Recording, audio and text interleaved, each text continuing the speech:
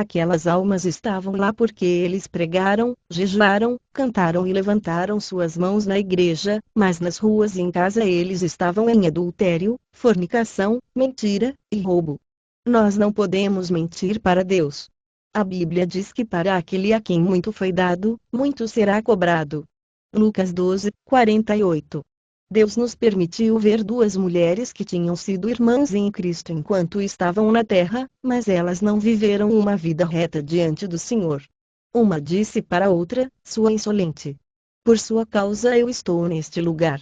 Você não pregou para mim um evangelho santo. E porque você não me disse a verdade, agora eu estou aqui no inferno.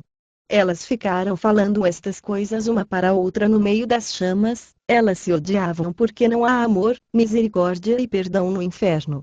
Havia milhares de almas que tinham conhecido a palavra de Deus, mas suas vidas não estavam limpas diante da santa presença do Senhor. Você não pode brincar com Deus ou com as chamas do inferno. Disse o Senhor. Ele também nos contou, meus filhos, todo o sofrimento da terra concentrado em um único lugar é nada, nada comparado com o sofrimento que uma pessoa tem nos melhores lugares do inferno. Se é tão terrível para aqueles que sofreram menos no inferno, quanto pior seria para aqueles que estão no centro do inferno, aqueles que uma vez conheceram a palavra de Deus e desviou dos seus caminhos. Então o Senhor nos disse que nós podíamos brincar com fogo na terra, mas nunca com o fogo do inferno. Nós continuamos a caminhar por diferentes lugares e o Senhor nos mostrou muitas pessoas diferentes. Nós podíamos perceber que todas as pessoas lá tinham aproximadamente 6 tipos diferentes de tormento. Havia almas atormentadas por demônios com todos os tipos de punição. Outra terrível punição era a própria consciência deles dizendo, lembre-se quando eles pregaram para você, lembre-se quando você ouviu a palavra de Deus, lembre-se quando eles te contaram sobre o inferno e você riu, duvidando. A própria consciência deles os atormentavam, assim como os bichos que cruzavam por todo o corpo deles, como o fogo consumidor que estava milhares de vezes mais quente do que nós conhecemos. Esta era a recompensa que o diabo tem para aqueles que buscaram ele e o seguiram. Próximo, o Senhor nos mostrou um homem que matou 6 pessoas. As 6 pessoas agora estavam rodeando ele, e gritando para ele dizendo, é por sua causa que nós estamos neste lugar, sua culpa. O assassino tentava tapar seu ouvido porque ele não queria escutá-los, mas ele não podia deixar de escutar porque no inverno os nossos sentidos são muito mais sensíveis. As almas naquele lugar estavam sendo atormentadas com uma intolerável sede que não podia ser saciada de modo nenhum, como a história bíblica de Lázaro e o homem rico. Lucas 16, 19. O homem rico no inferno queria somente uma gota de água, que seria suficiente. Naquele lugar, toda a alma estava no meio do fogo. As pessoas viam miragens de rios limpos como cristal no meio do fogo, mas quando eles tentavam alcançar, os rios se tornavam fogo. Eles também viam árvores com frutos que davam água, mas quando eles tentavam pegar as frutas, elas queimavam as mãos deles e os demônios os ridicularizavam. Então Deus nos levou em um lugar muito pior que os outros lugares que nós já tínhamos visto. Nós vimos um lago de fogo e enxofre. Num lado daquele lago havia um lago menor.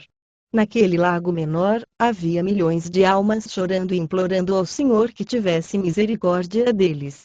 Eles diziam ao Senhor, Senhor, por favor, tire-nos daqui por pelo menos um momento. Por favor, me dê a chance de voltar. Contudo, o Senhor não fez nada por ele porque eles já haviam sido julgados. No meio daqueles milhões de pessoas, o Senhor nos permitiu focar em um homem que estava com seu corpo pela metade submergido no lago de fogo. O Senhor nos permitiu entender e conhecer os pensamentos dele. O nome daquele homem era Marcos. Nós estávamos espantados com as coisas que aquele homem dizia para ele mesmo, em seus pensamentos. Nós aprendemos uma eterna lição quando nós ouvimos estes pensamentos, eu daria tudo para estar no seu lugar agora. Eu daria tudo para voltar para a terra por apenas um minuto. Eu não importaria se eu fosse o maior miserável, o mais doente, o mais odiado, ou o mais pobre do mundo, eu daria tudo para voltar. Por apenas um minuto. O Senhor Jesus estava segurando minha mão. Jesus replicou para os pensamentos de Marcos dizendo: Marcos, por que você quer voltar para a terra mesmo que seja por um minuto? Com uma voz de choro e tormento, ele disse a Jesus: Senhor, eu daria tudo para voltar para a terra por apenas um minuto simplesmente para arrepender e ser salvo. Quando o Senhor ouviu o que Marcos lhe dissera, eu vi sangue vindo das feridas de Jesus e as lágrimas em seus olhos enquanto ele dizia: Marcos, é tarde demais para você. Os bichos foram determinados para sua cama e eles irão te cobrir.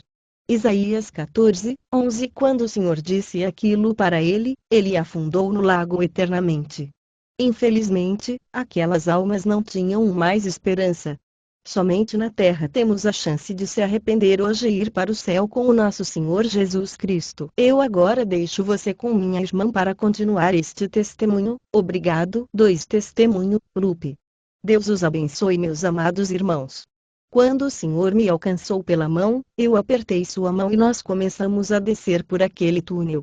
O túnel se tornou cada vez mais escuro até o ponto que eu não podia ver minha outra mão, que não estava segurando a mão do Senhor. De repente, nós passamos por algo escuro e provocador, que estava fazendo barulho. A escuridão era tão densa que, sua mão não podia nem mesmo encontrar os muros do túnel. Nossa descida foi tão rápida que eu senti como se meu corpo estivesse se separando da minha alma. Logo depois eu notei um cheiro apodrecido, como um cheiro de carne podre. Estava ficando cada vez pior. Então, eu ouvi a voz de milhões e milhões de almas. Elas estavam gritando incessantemente, com choros e lamentações. Eu estava com tanto medo que eu me virei para o Senhor e disse: Senhor, onde você está me levando? Senhor, tenha misericórdia de mim. Por favor, tenha misericórdia de mim. O Senhor disse somente: é necessário que você veja isto, então você poderá contar para qualquer um.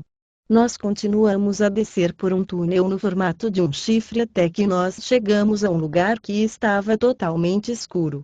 Como se tivessem puxado uma pesada cortina de meus olhos, então eu vi milhões e milhões de chamas.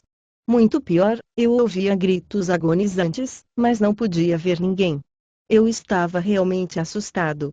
Eu disse ao Senhor: oh, por favor, Senhor, tenha misericórdia de mim. Por favor, tenha misericórdia de mim.